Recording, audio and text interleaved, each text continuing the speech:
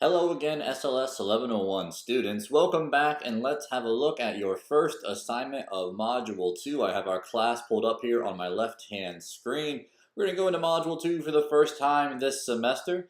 And similar to Module 1, there's information related to the purpose of Module 2, including the course objectives and the module objectives. So be sure to read through those on your own. You'll also notice a common theme of the folders containing your study activities and your assessments, also present here in Module 2. I do have our Module 2 study activities pulled up here on the right, and you can see that they are pretty short in nature. Read Chapter 2 of your textbook. You have a values assessment here to take that will play a special role in your next assignment, so be looking out for that one, as well as the video here, the TED Talk, which will also play a larger role in your discussion post for a future assignment in Module 2. But I do want to highlight Module 2 Study Activity 4. That's the one we really want to explore for our assignment covered this week.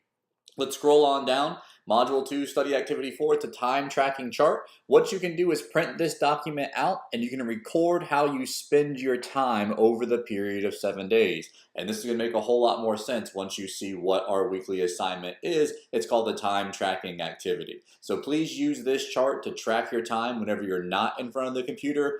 Fold it up, keep it in your purse, your wallet, your pocket, log your time as you spend it so you have an accurate idea of how you're spending your time for 7 straight days. So you have that resource there to help you track your time. Let's go ahead and have a look at the Module 2 Assessments folder. We'll pull that up. This video focuses on Module 2 Assignment 1, the time tracking chart assignment.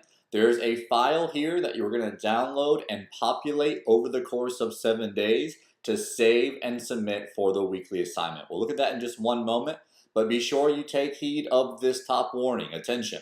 This assignment requires you to track 7 days of your time, so you must begin tracking at least 7 days before your assignment is due, so plan accordingly. That probably means you starting your time tracking activity today. So download this today, get working on logging your time, and I'll walk you through that in just one moment. The directions here can be read on your own in more detail as far as the different parts. I'll highlight some of those throughout our walkthrough during this video. And of course, we have the rubric down here as well. So we're going to go through this file in just one moment. Of course, whenever you're finished with your file and you're ready to submit it, just like Module 1, you'll click the title. You will scroll down to where you can browse your computer for the attachment. Browse, and then lastly, of course, submit. Just a reminder, don't type anything related to your graded assignment directly into the comment section. So a little bit of homework on our end. Let's have a look at the file and see what we're looking at this week. I'll swipe left here. And so I have the file downloaded on the left-hand side of my desktop right now. There's 4 tabs across the bottom. Make sure that you are aware of those 4 tabs. The first tab is just step 1, just read the directions, and they're the same directions as you saw on the assignment page. So read through the directions carefully. I'm going to walk you through this in a more expedited manner here in just one moment. So we're going to start off with recording your time. So I'm on tab 2 now, which is step 2, recording your time.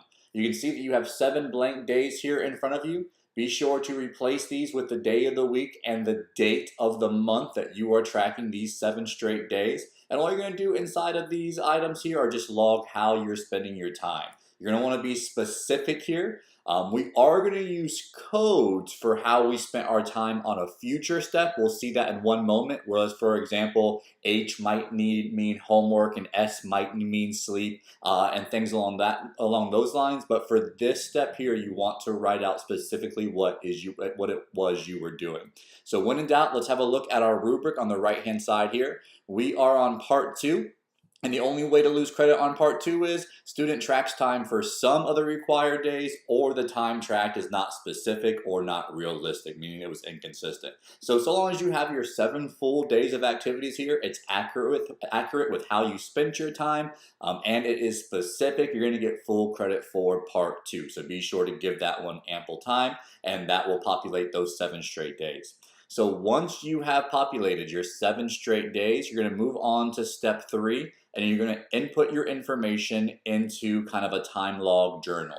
This is where you would take your specific time log from part 2 and categorize it into one of these categories. Is it C, time spent in class, R, time spent reading, researching, studying, or completing homework, S is sleeping, including napping. W is work, and you can read through the rest of those on your own. But what you're going to do is for these 7 straight days that you collected your time, you're going to put in what you were doing as the code that it most closely matches. So hopefully 1:30, 2 o'clock in the morning, hopefully you're sleeping. So we're going to start populating in some S's here to denote that this is the sleeping time. Sleeping, sleeping. And let's just say that we wake up kind of early and start getting ready. We are maybe having breakfast here, so we'll put in E for eating. Personal hygiene, showering, getting dressed, etc. Maybe that is part of your morning routine, so let's put it in. And you can see that our pie chart on the right hand side will begin to populate itself, as well as our weekly totals for the amount of time spent. So this is the only part of the project where you would want to use these categories for your answers, not in step 2 and not in our final step coming up next. So only use these codes for this section only. It's an easy way to lose points if you use them elsewhere on this assignment. One more note, to make this easy on yourself, it might make sense for you to either print out step 2 so you can quickly and easily match these to their appropriate code. You could also take a picture of this page or simply open it in another workbook so you have access to it and you can quickly translate your specific items to their codes on part 3. So make life easier on yourself. So step 2, record how you spend your time for 7 days. We're on step 3 right now, and that is categorizing those items into one of the codes on the top of the screen and then keeping note of how you spent your time. This will also come in handy for our next assignment of the module, which is a discussion based off of these results. Let's have a look at the last part here, step 4. Step 4 now is when you're going to make a schedule for next week. So now that you've seen how you're actually spending your time, maybe you saw some room for improvement, or maybe you're happy with how you're spending your time. Regardless of what it is, you're going to use the strategies that we talk about in chapter 2 to schedule a week of your life. So chapter 2 talks about 3 different priority levels as far as priority 1 items, priority 2 items, and priority 3 items. And they're mentioned up here as well. Priority 1 items are things that you have to do and they have to be done at a specific time. Things like going to school or going to work. If you have obligations involving family activities or picking up kids from school, things along those lines, those are priority 1 items. You have to do them and they have to be done at a very specific time. They mean the most to you. Priority 2 items come in next. So start by populating your schedule with priority 1 items. Once you have all your priority 1 items listed, switch gears onto priority 2. Priority 2 deals with highly important items, but you have flexibility over when you complete those items. Like for example, homework. Homework goes hand in hand with your class time, but you have some say over when you do your homework. So homework might be a priority 2 item. Going to the gym might be a priority 2 item. If you have control over when you complete the item, it's priority 2.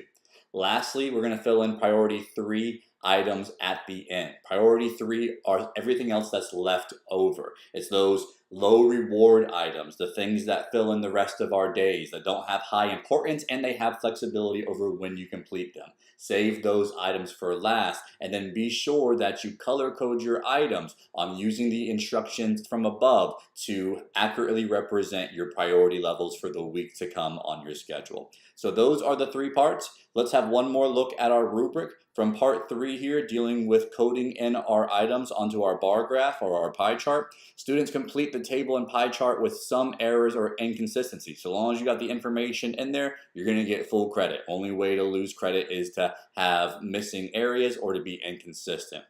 Lastly, for part 4, the part we just saw on the weekly schedule, to miss credit on this one for the area in the middle here, student creates schedule for some of the required days, or it's not specific or generic or reflective of the time management strategies outlined in the study activities. So use the priority ranking system I just mentioned. Don't leave any blank and be specific, and you'll get full credit on this assignment as well. So I hope the video has helped. Get started tracking your time. Be sure to save your work along the way. Save your final file and upload that for your submission. And have a great week. Thanks for watching.